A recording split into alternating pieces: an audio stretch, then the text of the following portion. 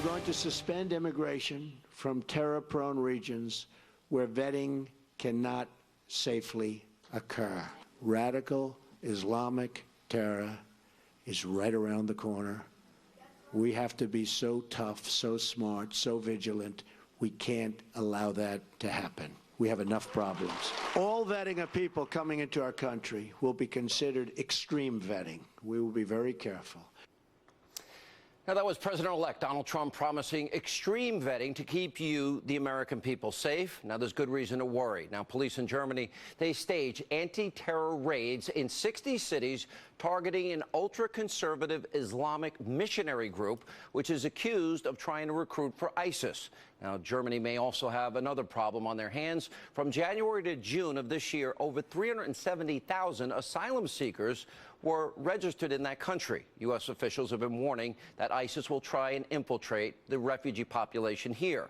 Joining us with reaction, the leader of the Brexit movement, and also, as you see him here, he met with President-elect Donald Trump over the weekend, Nigel Farage, and the author of Defeating Jihad, Dr. Sebastian Gorka, who I would argue is a good candidate for a Trump administration.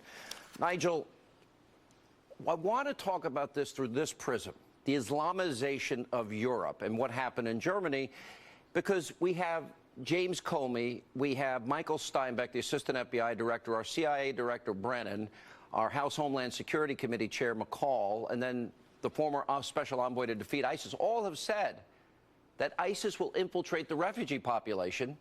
How dangerous has it been for Europe, and what can we learn from you?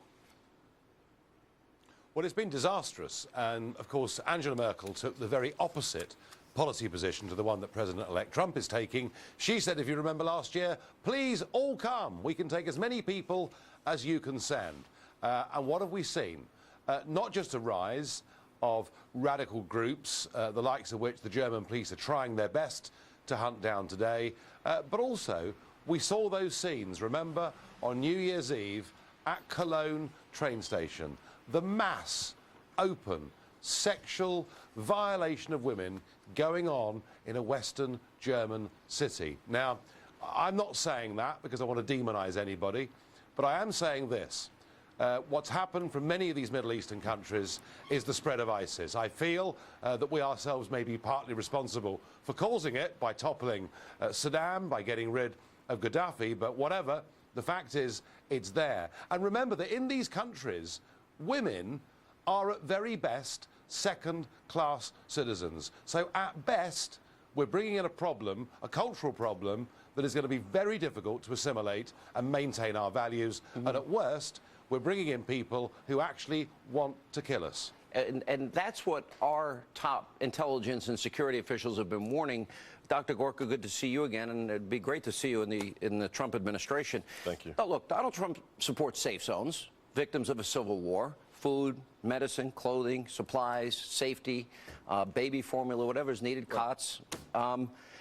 There is this clash of cultures, though, that Nigel Farage is talking about, and that is if you grow up and you believe you can tell women what to wear and they can't drive and go to school without a man's permission, and gays and lesbians can be killed, and marital rape in some of these countries is legal, and the persecution of Christians and Jews are institutionalized, how do you bring people in from countries that believe that, have been born into that, that is their culture, and expect them to just become Americans, to, in other words, to assimilate immediately? It's a stretch to me. So, Sean, let's start with the fact that we are a Christian nation. We are a Judeo-Christian nation. So we help people when we can help them. But that is not a contract for national suicide. That doesn't mean, as Hillary Clinton said in her private speech to the bankers, we don't need any borders, pull down the borders. The whole Western Hemisphere. Whole Western Hemisphere, one big happy party. It doesn't mean that you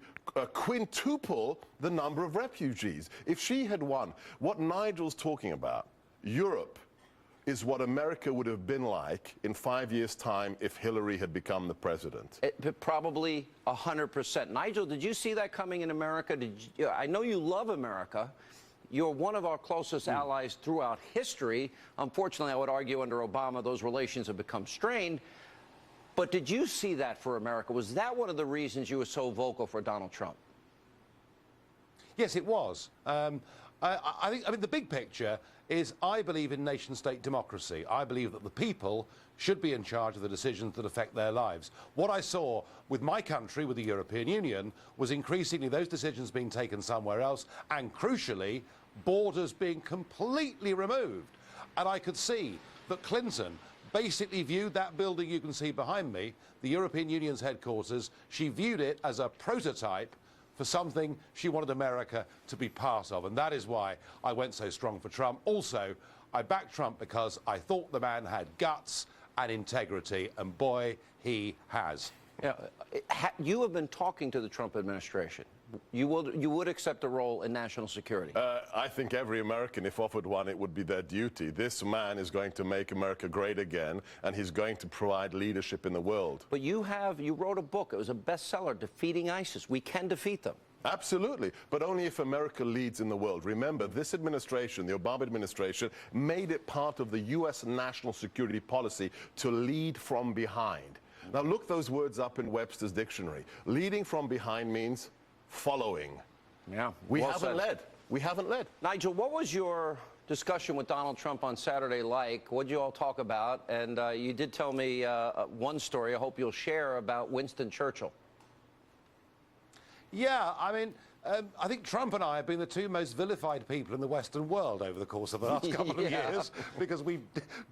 I think that's all true, by the way. Three of you, right? By the way, I'm not far behind you. I'm pretty close up there in some people's eyes. I tell you what, Sean, you're in the running, mate. Don't worry about that. No, I mean, this is the extraordinary thing, is that the liberal elite, the establishment, those that have had it all their own way for the last couple of decades, brand us as being extremists, brand us as being racist. All we're saying is we believe in democracy. And I think after Brexit and now Trump winning, and I was talking to him on Saturday, I now hope it's going to spread like an infectious disease across the whole of the Western world. I found the president-elect to be reflective, thoughtful, full of great ideas, and I tell you what, and I was very honoured to be given that time with him, but I really, genuinely believe he's got the makings of being a great president. Guys, good to see you both. I hope things work out. I'd love to see you get that position. Thank you, Sean. Nigel, good to see you. Thank you. And coming up,